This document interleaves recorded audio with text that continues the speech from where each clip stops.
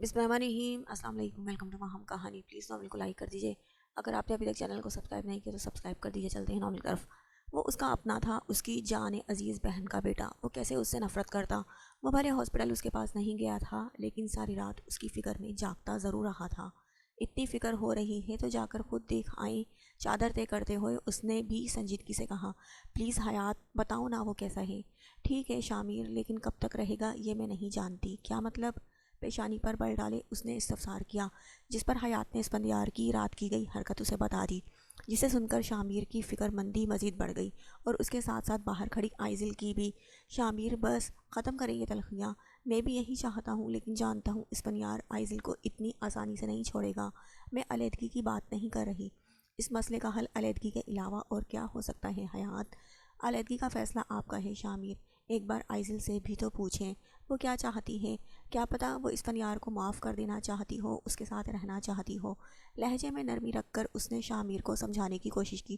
اگر ایسی ہی بات تھی تو اس نے اسفندیار کو جانے کے لیے کیوں کہا؟ وہ اسے روک سکتی تھی حیات۔ آپ کا اور سالار کا غصہ دے کر اس وقت اسے یہی ٹھیک لگا ہوگا، اور ویسے بھی اکثر اوقات انسان جذبات میں آ کر بہت سی ایسی حرکتیں کر جاتا ہے جس کا بعد میں اسے پچھتاوا ہوتا ہے۔ اگر آپ اسفندیار اور آئزل کی علیحدگی کروانا چاہتے ہیں تو کروائیں، لیکن پہلے آئزل کی رضامندی تو جان لیں کہ وہ کیا چاہتی ہے۔ اس کی بات سمجھ کر شامیر اپنا سر اسبات میں ہلا گیا، اور باہر کھڑی آئزل جس طرح آئی تھی اسی طرح واپس اپنے کمرے میں چلی گئی۔ اسے تو خود نہیں پتا تھا کہ اسے کیا کرنا چاہیے۔ پھر شامیر کے پوچھنے پر اسے کیسے کوئی جواب دیتی۔ آپ اندر نہیں آئیں گے اسیرم؟ اسے گاڑی میں ہی بیٹھے دیکھ کر وہ پوچھنے لگی۔ میں چاہتا ہوں تم پہلے جا کر آئزل سے بات کرو، اس کی مرضی جانو۔ اگر وہ اسفن کے ساتھ رہنے سے انکار کر دیتی ہے تو پھر میں شامیر سے بات کروں گا، اور آئزل کے انکار کے بعد کیا لالا آپ کی بات مان جائیں گے؟ اپنے بیٹے کے لیے مجھ سے جو ہو سکا میں کروں گا، پھر چاہے مجھے کچھ بھی کرنا پڑے۔ میں اسے مزید اذیت میں نہیں دیکھ سکتا۔ تم اندر جاؤ، میں یہی ہوں۔ اس نے اپنا سر ہلا دی۔ وہ گاڑی سے اتر کر اندر کی جانب چلی گئی۔ آج حویلی کافی سنسان پڑی تھی، صرف ملازم تھے جو اپنے کام کر رہے تھے، باقی گھر میں جو چند افراد تھے وہ اپنے کمروں میں بند تھے۔ ملازمہ سے آئزل کے بارے میں پوچھ کر وہ اس کے کمرے کی طرف چلی گئی، کیونکہ ملازمہ نے اسے یہی بتایا تھا کہ وہ اپنے کمرے میں موجود تھی۔ ہلکا سا ناک کر کے اس نے کمرے کا دروازہ کھولا، جہاں وہ اپنا سر گھٹنوں میں رکھے بیٹھی تھی۔ آئزل! نور کی نم آواز پر اس نے اپنا سر اٹھا کر اسے دیکھا۔ وہ تو اپنے خیالوں میں اس قدر گم تھی کہ اس کے کمرے میں آنے کی خبر ہی نہ ہو سکی۔ پھپھو، آپ یہاں کیا کر رہی ہیں؟ تم سے بات کرنے آئی ہوں۔ دروازہ بند کرتی وہ اس کے قریب آ کر بیٹھ گئی۔ جانتی ہو اسفندیار اس وقت ہاسپٹل میں ہے؟ جانتی ہوں، اس نے نظریں جھکا کر جواب دیا۔ وہ مرنے کے قریب ہے، وہ مرنے کی کوشش کر رہا ہے آئزل، وہ مرنا چاہتا ہے، لیکن وہ مرا نہیں ہے پھپھو، لیکن وہ کوشش کرتا رہے گا جب تک وہ واقعی میں نہ مر جائے۔ نور کے جواب پر اس بار وہ خاموش ہی رہی تھی، کیونکہ نور کی اس بات کا اس کے پاس کوئی جواب نہیں تھا۔ آئزل، وہ تمہارا اسفی ہے، تمہارا شوہر ہے، میں جانتی ہوں اس نے تمہارے ساتھ جو کیا وہ غلط تھا، لیکن وہ اپنے کیے پر شرمندہ ہے۔ اس کے پاس بیٹھی وہ بھیگی آواز میں کہہ رہی تھی۔ آنسو زاروں قطار گرتے اس کا چہرہ بھگو رہے تھے۔ آپ کیا چاہتی ہیں؟ بس جاننا چاہتی ہوں، کیا تمہیں اس فن سے محبت نہیں ہے؟ اتنے وقت اس کے ساتھ رہنے کے باوجود بھی، نکاح جیسے پاک رشتے میں بننے کے باوجود بھی، کیا تمہیں اس سے کبھی محبت نہیں ہوئی؟ کیا اس کی حالت کا سن کر تم بے سکون نہیں ہوئی آئزل؟ اس کی بات سن کر بھی آئزل کا سر جھکا رہا، البتہ دھڑکن تیز تیز ضرور دھڑکنا شروع ہو گئی تھی۔ کیا یہی وہ احساس تھا جسے وہ کوئی نام نہیں دے پا رہی تھی؟ کیا اسے اسفندیار سے محبت ہو گئی تھی، جو اس کی حالت کی خبر سن کر وہ بے سکون پھر رہی تھی؟ آئزل، چلو میرے ساتھ خود کو بھی سکون دو اور میرے بیٹے کی تڑپ بھی ختم کر دو۔ جب درمیان میں محبت ہے تو پھر یہ جدائی کا سفر کیوں طے کرنا؟ اگر میں کہوں کہ مجھے اس سے محبت نہیں ہے تو پھر آپ کیا کہیں گی؟ تو پھر میں تمہیں اس کے پاس ہی لے کر جاؤں گی، اور تمہیں نہیں لے کر جاؤں گی، اس رشتے سے آزاد کروا دوں گی جس میں اسفن نے تمہیں زبردستی باندھ رکھا ہے۔ کیا اسفی مجھے چھوڑ دے گا؟ بالکل، اگر تم اس سے کہو گی تو وہ تمہاری خوشی کے خاطر تمہیں چھوڑ دے گا۔ وہ آئزل کو یہ نہیں کہہ سکیں کہ تمہیں چھوڑ کر خود کو بھی دنیا کی ڈور سے، زندگی کی ڈور سے آزاد کر لے گا۔ میں چلوں گی آپ کے ساتھ، لیکن اس سے پہلے میں بابا سے بات کروں گی۔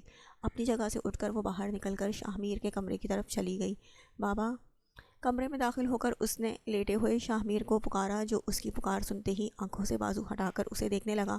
کیا ہوا چندا؟ پھپھو آئی ہیں؟ اس کے قریب بیٹھ کر وہ بتانے لگی، جسے سن کر شاہ میر نے اپنا سر ہولے سے ہلا دیا۔ نور یہاں آئی تھی یہ بات وہ جانتا تھا، کیونکہ اسے آئزل کے کمرے کی طرف جاتے ہوئے وہ دیکھ چکا تھا۔ وہ آئزل سے بات کرنے آئی تھی تو شاہ میر نے ان دونوں کو تنہا ہی رہنے دیا تاکہ جو بات اسے کرنی تھی وہ آرام سے کر لے۔ کیا کہہ رہی تھی؟ مجھے اپنے ساتھ لے کر جانا چاہتی ہیں، اور تم کیا چاہتی ہو؟ اس کا ہاتھ اپنی گرفت میں لیے وہ نرمی سے پوچھنے لگا، آپ کیا چاہتے ہیں؟ یہاں میری نہیں تمہاری زندگی ہے آئزل، تم بتاؤ تم کیا چاہتی ہو؟ اگر میں کہوں کہ مجھے جانا ہے تو پھر میں وہی کروں گا جو میری آئزل چاہتی ہے۔ اس کے سر پر ہاتھ پھیرتے ہوئے شاہ میر نے اسے اپنے ساتھ لگایا۔ بابا، غلطی تو سب سے ہوتی ہے نا، اسفی سے بھی ہو گئی۔ آئرہ دادی کہتی ہیں اللہ تعالیٰ معاف کرنے والے لوگوں کو پسند کرتے ہیں۔ میں نے اسفی کو معاف کر دیا، آپ بھی اسے معاف کر دو۔ اس وقت ایسی باتیں کرتے ہوئے وہ شاہ میر کو اپنی چھوٹی بچوں جیسی آئزل کہیں سے بھی نہیں لگ رہی تھی۔ جب تم نے اسے معاف کر دیا تو پھر میں اسے کس بات کی سزا دوں گا؟ میں نے بھی اسے معاف کیا، اور اگر تم اسفنیار کے پاس جانا چاہتی ہو تو چلی جاؤ۔ میرا فیصلہ وہی ہوگا جس میں میری بیٹی کی خوشی ہوگی۔ اس کے ماتھے پر بکھرے بال سنوار کر شاہ میر نے اس کے ماتھے پر اپنے لب رکھے۔ اب جاؤ، پھپھو انتظار کر رہی ہیں۔ اس کے کہنے پر وہ مسکراتے ہوئے زور سے شاہ میر کے گلے لگی اور اٹھ کر باہر چلی گئی۔ اس کے جانے پر شاہ میر نے ایک سکون بھری سانس لی۔ اس کی بیٹی خوش تھی تو اسے کیا چاہیے تھا؟ اسے اپنی بیٹی کی خوشیوں سے زیادہ عزیز اور کچھ نہیں تھا۔ اپنے والوں پر کسی کا لمس محسوس کر کے وہ کسمسایا، لیکن آنکھیں نہیں کھولی تھی۔ اسفی رز گھولتی آواز اس کے کانوں میں پڑی، جس پر اس نے اپنی آنکھیں کھول کر اپنے سامنے بیٹھی آئزل کو دیکھا اور جلدی سے اٹھ کر بیٹھ گیا۔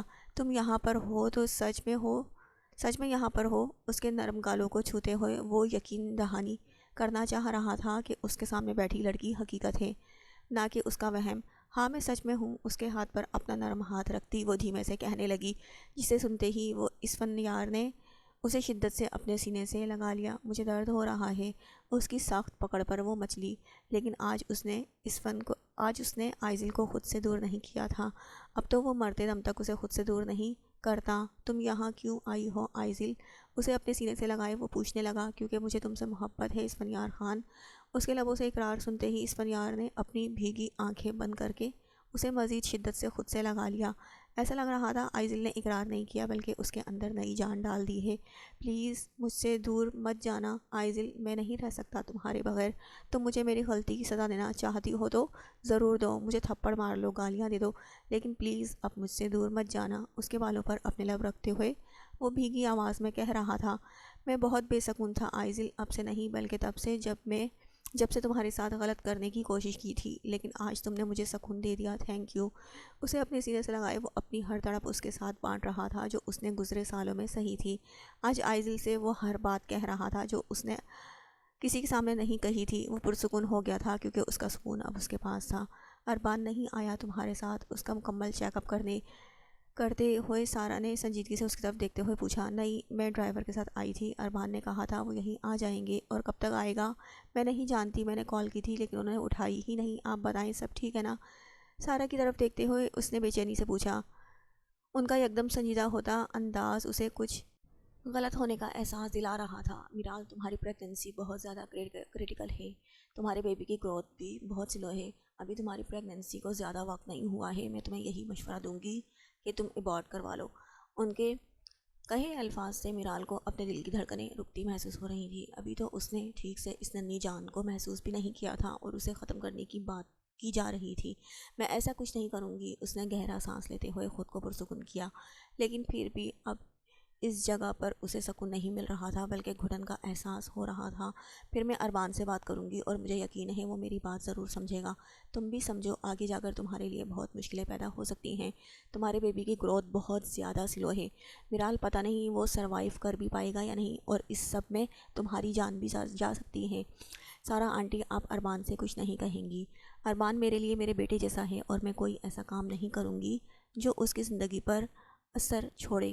میں اسے یہ بات ضرور بتاؤں گی میرال، باقی جو فیصلہ وہ کرنا چاہے گا وہ اس کی مرضی ہوگی۔ اس نے اپنے چہرے پر ظاہر ہوتے پسینے کی قطرے صاف کیے۔ اگر اربان کو یہ بات پتہ چل جاتی تو اس کا کیا فیصلہ ہوگا یہ میرال اچھے سے جانتی تھی۔ آپ ان سے کچھ مت کہیے گا، میں خود ان سے بات کر لوں گی۔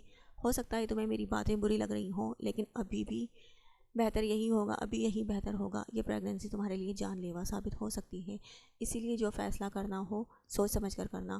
اسے چند ہدایتیں دے کر انہوں نے پیپرز پر ایک میڈیسن لکھ کر اس کی طرف بڑھا دیے پیپر۔ کمرے سے نکل کر اس نے اپنے بہتے آنسو رگڑنے کے انداز میں صاف کیے، سیدھا ہاتھ بے ساختہ طور پر اپنے معدے سے نیچے کی طرف گیا۔ ابھی تو اس ننھی سی جان کی دھڑکن بھی ٹھیک سے محسوس نہیں کی تھی اور خوشیاں جیسے پھر سے روٹ چکی تھی۔ ساری زندگی وہ ازمیر کے انتظار میں بیٹھی رہی۔ اسے تکلیف ہوتی تھی جب جب وہ منت اور ازمیر کو ایک ساتھ دیکھتی تھی، تب تب اس کا دل کتنی ہی تکلیف سے گزرتا تھا۔ ازمیر کو دیکھتی تھی تو اذیتوں سے گزرتی تھی، لیکن اس نے کبھی کوئی شکوہ نہیں کیا تھا کیونکہ اسے اپنے اللہ پر یقین تھا۔ ازمیر اگر اس کے نصیب میں ہوتا تو اسے ضرور ملتا، لیکن اگر ازمیر نہیں ملتا تو اللہ نے اس کے لیے اس سے زیادہ بہتر ہم سفر رکھا ہوگا، اور ایسا ہی ہوا تھا۔ اسے اربان لاشاری جیسے خوبصورت ہم سفر سے نواز دیا گیا۔ اپنی پرانی یادوں کو وہ بھول چکی تھی، اس کی زندگی جیسے خوشیوں سے بھر گئی تھی، اور اس خوشخبری نے زندگی کی خوشیوں کو مزید دوبالا کر دیا، لیکن اندازہ نہیں تھا خوشیاں بھی بس کچھ وقتوں کی ہوں گی۔ اس کی پریگننسی جان لیوا تھی، لیکن وہ اپنی اولاد کو ختم نہیں کر سکتی تھی۔ اگر یہ بات وہ اربان کو بتا دیتی تو پھر دوبارہ وہ کبھی ایسا کچھ نہیں کرتا جس سے میرال کی جان کو خطرہ ہو۔ وہ یہ بات اربان کو نہیں بتا سکتی تھی کیونکہ اس وقت اپنی زندگی سے زیادہ پیاری اس کے لیے وہ اولاد تھی جسے ابھی اس نے فقط محسوس ہی کیا تھا۔ روتے ہوئے وہ اپنے لبوں پر ہاتھ رکھتی اپنی سسکی روکنے لگی جب نظر اندر کی طرف آتے اربان پر گئی۔ اسے دیکھتے ہی میرال نے جلدی سے اپنے آنسو صاف کیے۔ اس کا کوئی فائدہ نہیں ہوا تھا، یہ الگ بات تھی کیونکہ اربان اس کے ہر انداز سے بخوبی واقف تھا۔ ذہن میں ایک خیال آتے ہی اس نے اپنی انگلی میں موجود اربان کی دی ہوئی رینگ اتار کر جلدی سے اپنے بیگ میں ڈالی اور بھیگی پلکیں دوبارہ سے صاف کرنے لگی۔ سوری دیر ہو گئی، اسے وہ باہر کھڑی ہی مل گئی تھی، جسے دیکھتے ہی وہ تیز تیز قدم اٹھاتا اس کے قریب چلا آیا، لیکن نظر اس کے روئے ہوئے چہرے پر پڑتے ہی اس کے چہرے کے تاثرات سخت ہوئے۔ کیا ہوا ہے میرال، تم روئی ہو؟ ہاں، کسی نے کچھ کہا ہے؟ بتاؤ مجھے۔ نہیں، دراصل جو آپ نے رینگ دی تھی نا، وہ کہیں گر گئی ہے۔ اربان مل ہی نہیں رہی، بس اسی لیے رونا آ گیا۔ اس کا لہجہ پھر سے بھیگنے لگا۔ وہ رونا چاہتی تھی اور رو بھی رہی تھی، لیکن رونے کی حقیقی وجہ وہ اربان کو نہیں بتا سکتی تھی۔ تو کیا ہوا میرال، ہم نئی لے لیں گے، اس میں رونے والی کیا بات ہے، رونا بند کرو۔ اس نے میرال کا بھیگا چہرہ نرمی سے صاف کیا۔ چلو تمہارا چیک اپ کرواتے ہیں۔ نہیں، میں چیک اپ کروا چکی ہوں، میں نے کہا تو تھا میرا انتظار کرنا، کافی دیر تک کیا تھا، لیکن جب آپ نہیں آئے تو پھر میں خود ہی چلی گئی۔ سر جھکائے اس نے معصومیت سے جواب دیا۔ کوئی بات نہیں، تم یہاں بیٹھو، میں تھوڑی دیر میں آتا ہوں۔ اسے وہاں بٹھا کر وہ سارا کے روم کی طرف جانے لگا جب میرال نے تیزی سے اس کا مضبوط ہاتھ پکڑ لیا۔ کہاں جا رہے ہیں؟ تمہاری کنڈیشن پوچھ کر آ رہا ہوں۔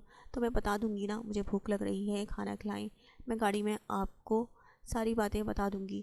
اس نے اپنے لہجے کو حتی الامکان نارمل رکھتے ہوئے کہا، جسے سن کر وہ اپنا سر ہلاتے ہوئے اسے اپنے ساتھ لگائے باہر کی طرف چلا گیا، باہر کی طرف لے گیا۔ لان میں ٹہلتا وہ کب سے آئزل کا انتظار کر رہا تھا۔ وہ تھوڑی دیر پہلے ہی حویلی آیا تھا۔ وہ آتے ہی جو خبر ملی تھی وہ یہ تھی کہ آئزل ہاسپٹل گئی ہوئی ہے۔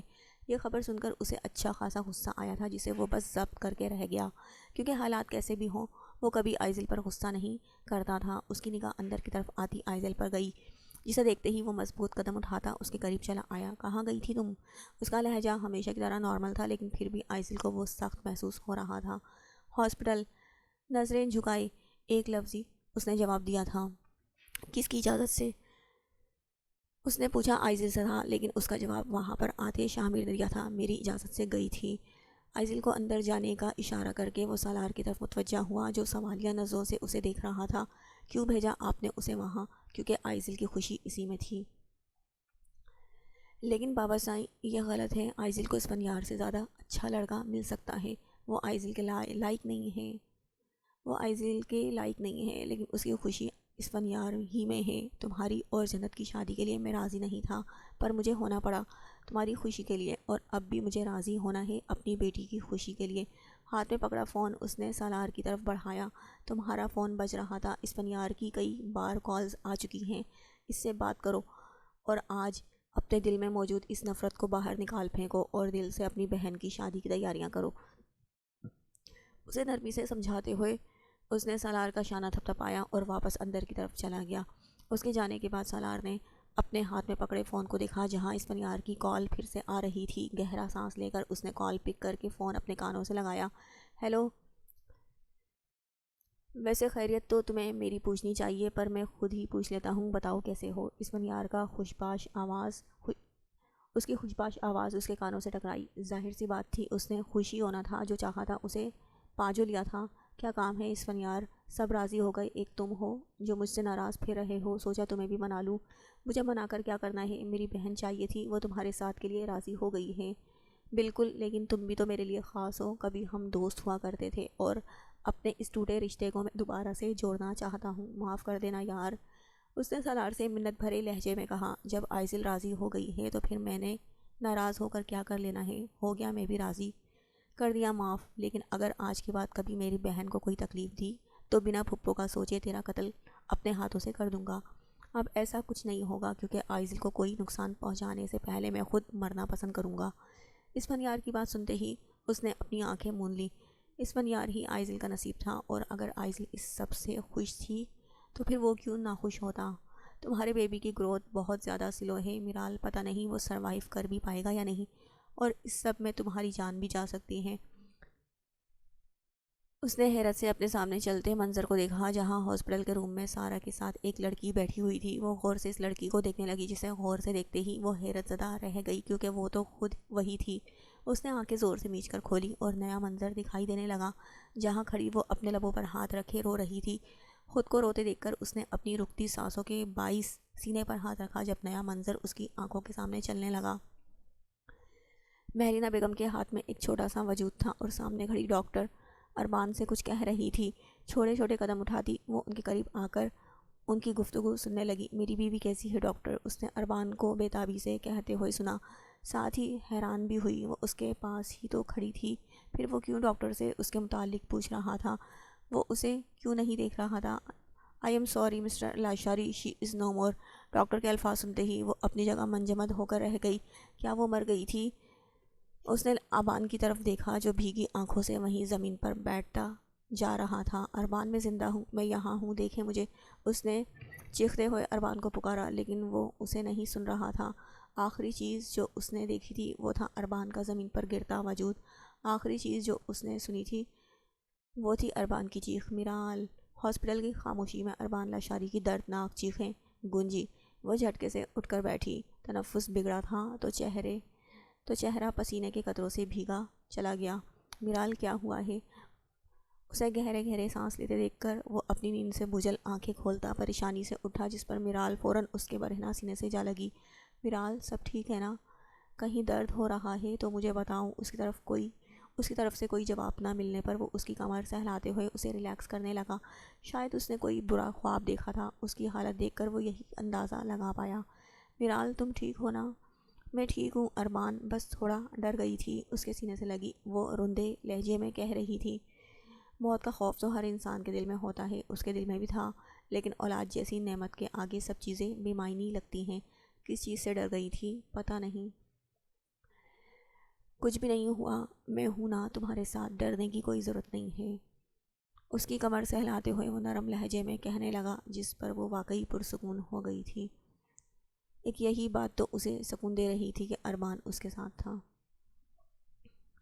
اربان، ایک بات پوچھوں؟ ہاں پوچھو۔ بیڈ پر لیٹ کر اس نے میرال کا سر اپنے سینے پر رکھا اور اسے اپنے بے حد قریب کر لیا۔ اگر مجھے کچھ ہو گیا تو؟ میرال کے سوال پر وہ چونک کر اس کے چہرے کو دیکھنے لگا۔ کچھ ہوا ہے میرال؟ نہیں، بس ایسے ہی پوچھ رہی تھی۔ اگر میں مر گئی تو؟ کچھ نہیں ہوگا تمہیں، میں تمہیں کچھ نہیں ہونے دوں گا، اس نے میرال کے بالوں پر اپنے لب رکھتے ہوئے کہا۔ میرال کے بغیر اپنی زندگی کو وہ تصور بھی نہیں کر سکتا تھا۔ لیکن اربان، میرال، اگر تم نے پھر ایسی کوئی بات کی تو میں بہت سخت پیش آؤں گا، اور میری سختی تم سے برداشت نہیں ہوتی۔ اس کی گرفت کے ساتھ ساتھ لہجہ بھی سخت ہوا۔ وہ یہ تصور ہی نہیں کر سکتا تھا کہ میرال اس سے دور ہو جائے کیونکہ یہ سوچ ہی اسے بے جان کر دیتی تھی۔ اربان کا سخت لہجہ محسوس کر کے وہ خاموش ہو گئی اور چند لمحوں بعد اپنا چہرہ اٹھا کر اسے دیکھنے لگی۔ مجھے بھوک لگ رہی ہے، میں کھانا لے آتا ہوں۔ نہیں، مجھے گھر کا کھانا نہیں کھانا، مجھے پیزا کھانا ہے۔ ٹھیک ہے، میں آرڈر کر دیتا ہوں۔ ہاتھ بڑھا کر وہ سائڈ ٹیبل پر رکھا اپنا موبائل اٹھانے لگا جب میرال کی نئی فرمائش اس کے کانوں میں پڑی۔ مجھے باہر جا کر کھانا ہے۔ اس نے گھڑی کی طرف دیکھا، رات کے 11:30 بجنے والے تھے۔ میرال، اس وقت تم باہر جاؤ گی؟ ابھی 11:30 ہی تو ہوئے ہیں۔ جلدی سے اٹھیں، اس سے پہلے ریسٹورنٹ بند ہونے کا ٹائم ہو جائے، اچھا نہ جانا چلتے ہیں۔ اس کی ناک پر اپنے لب رکھ کر وہ بیڈ سے اٹھا اور صوفے پر رکھی اپنی شرٹ اٹھا کر پہننے لگا۔ لیکن تم کہیں نہیں جا رہی ہو، پر مجھے بھی ساتھ چلنا ہے۔ تم کہیں نہیں جا رہی ہو میرال، پلیز پلیز پلیز۔ آخری بار اس نے کچھ زیادہ ہی لمبا کھینچ دیا پلیز، جس پر وہ بے ساختہ ہنسا تھا۔ چہرے کے زاویے بگاڑتی وہ اسے بے انتہا کیوٹ لگ رہی تھی۔ ٹھیک ہے، جلدی سے اٹھو۔ اس کی اجازت ملتے ہی وہ جلدی سے اٹھ کر اپنی چادر نکالنے لگی اور اسے اچھی طرح خود پر اوڑھ کر اس کے ساتھ باہر کی طرف چلی گئی۔ کیا کھانا ہے؟ اسے پانی پلا کر وہ پوچھنے لگا۔ بتایا تھا پیزا کھانا ہے۔ ویٹر کو بلا کر وہ میڈیم پیزے کا آرڈر دینے لگا۔ میں لارج کھاؤں گی، تم کھا لو گی؟ ہاں میں کھا لوں گی۔ ویٹر کو لارج پیزے کا آرڈر لکھوا کر وہ فرصت سے اسے دیکھنے لگا جو ہونٹ لٹکائے ارد گرد کا جائزہ لے رہی تھی۔ میرال اس کی آواز پر اس کی طرف دیکھنے لگی۔ کیا کوئی ایسی بات ہے جو میرا جاننا ضروری ہے؟ نہیں، ایسی کوئی بات نہیں ہے۔ پھر تم شام سے اتنی پریشان کیوں پھر رہی ہو؟ اس کے اچانک ایسا سوال پوچھنے پر وہ گڑبڑا گئی۔ وہ آئزل اور اسفن کی شادی ہونے والی ہے، تو میں بس یہی سوچ رہی تھی کہ اتنی تیاریاں کیسے ہوں گی۔ اس نے اپنی طرف سے بات بنانی چاہی۔ اسیم کے کہنے پر آئزل اور اسفنیار کی شادی دوبارہ کی جا رہی تھی، اور اس بار پورے رسم و رواج کے ساتھ۔ ان کی شادی بھی 3 سے 4 ماہ بعد رکھی گئی تھی، اور تب سے ساری تیاریاں آرام سے ہو جانی تھی۔ پر اس وقت اربان کے سوال پر اسے پہلی بات یہی یاد آئی تھی، تو اسی کو جواب کے طور پر پیش کر بیٹھی۔ اسے پھر سے سوال پوچھتے دیکھ کر وہ خود ہی جلدی سے سوال کر کے اس کا دھیان بٹانے لگی۔ اربان، آپ نے ہماری بیٹی کا نام سوچ لیا؟ تمہیں پتہ ہے کہ بیٹی ہی ہوگی؟ میں نہیں جانتی، لیکن بیٹی ہوئی تو آپ نام رکھیں گے، بیٹا ہوا تو میں رکھوں گی۔ یہی بات تو طے ہوئی تھی۔ بالکل، میں نے نام سوچ لیا۔ اگر ہماری بیٹی ہوئی تو میں اس کا نام جانا رکھوں گا، اور پیار سے اسے جان بلائیں گے۔ لیکن جانا تو آپ مجھے کہتے ہیں؟ تھوڑی ہاتھوں پر جمائے وہ دلچسپی سے پوچھنے لگی۔ تب ہی تو تم میری جانا ہو اور وہ میری جان ہوگی۔ اس کی بات سنتے ہی وہ دلکشی سے مسکرائی۔ تھوڑی دیر بعد ویٹر نے گرما گرم پیزا اس کے سامنے لا کر رکھا، جسے دیکھ کر اس نے منہ بنایا۔ کچھ دیر پہلے جس پیزے کو کھانے کے لیے وہ بےتاب ہو رہی تھی، اب اسے دیکھ کر ہی دل اچاٹ ہو رہا تھا۔ کھاؤ نا میرال۔ اربان کے اشارہ کرنے پر اس نے ایک سلائس اٹھا کر اپنی پلیٹ میں ڈالا، اور ایک بائٹ لیتے ہی پلیٹ پیچھے کی طرف کھسکا دی۔ بس کھا لیا، اب میرا دل نہیں چاہ رہا۔ مجھے آئس کریم منگوا کر دے، ونیلا فلیور کی۔ اس کی نئی فرمائش پر گہرا سانس لے کر اس نے ویٹر کو آئس کریم کا آرڈر دیا، جو کچھ ہی دیر میں حاضر ہو گئی۔ اب یہ پوری ختم کرنی ہے۔ آئس کریم کو دیکھتے ہی اس کے چہرے کے بگڑتے زاویے دیکھ کر وہ کہے بغیر نہیں رہ سکا۔ کھا رہی ہوں میں نے انکار تھوڑی کیا ہے۔ چند لمحے سوچ کر اس نے پیزے کے ساتھ رکھا کیچپ اٹھایا اور اسے آئس کریم میں ڈالنے لگی، جسے دیکھتے ہی اربان نے منہ بنا کر نگاہوں کا رخ موڑ لیا۔ یہ تم کیا کر رہی ہو؟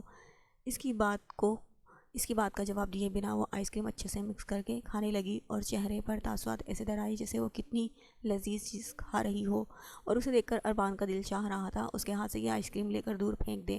اسے دیکھ کر ہی کہ آ رہی تھی، پتہ نہیں اس کی بیوی کیسے یہ عجیب و غریب ڈش کھا رہی تھی۔ آپ کھائیں گے اربان؟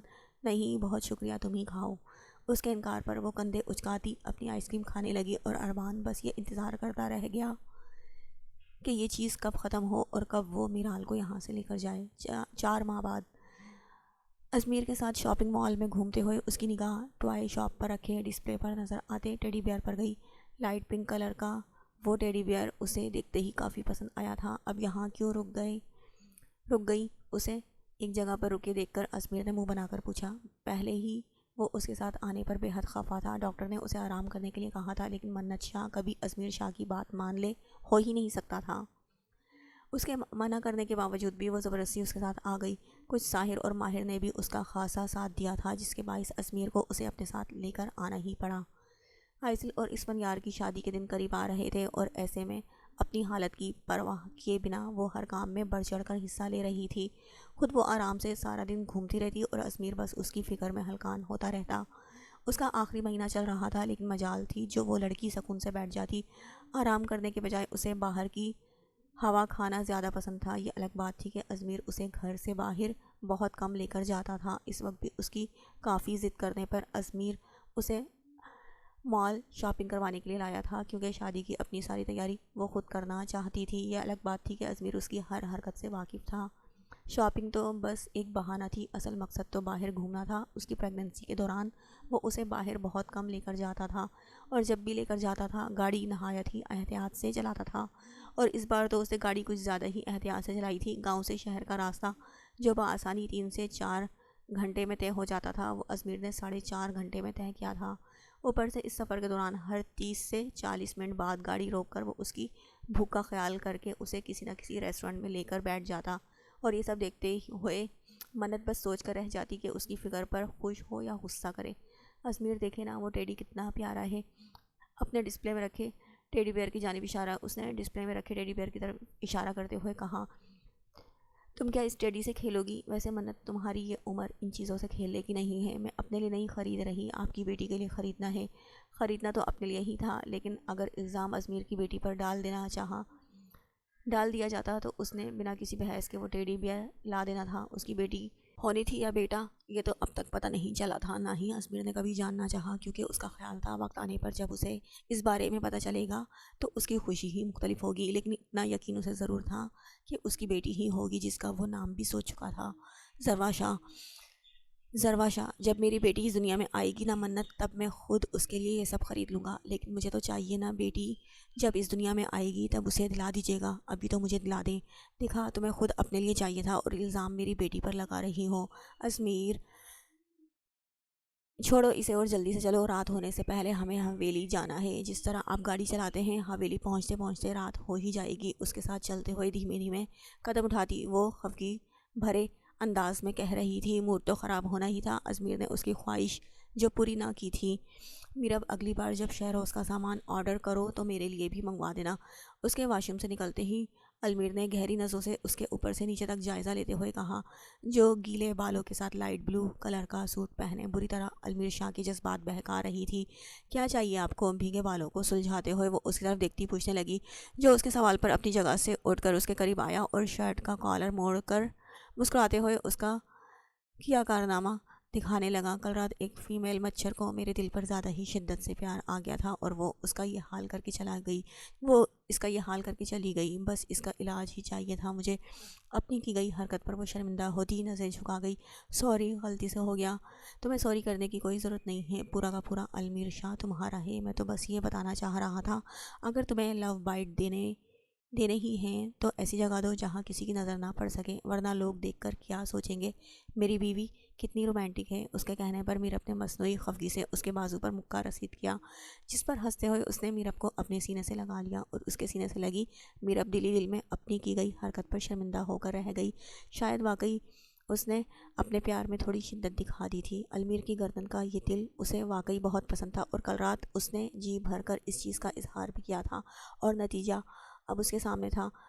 شاپنگ مکمل ہوتے ہی اس نے سارا سامان گاڑی میں رکھا اور گاڑی ہاسپٹل کی جانب بڑھا دی۔ منت کا چیک اپ کروا کر انہیں سیدھا حویلی جانا تھا۔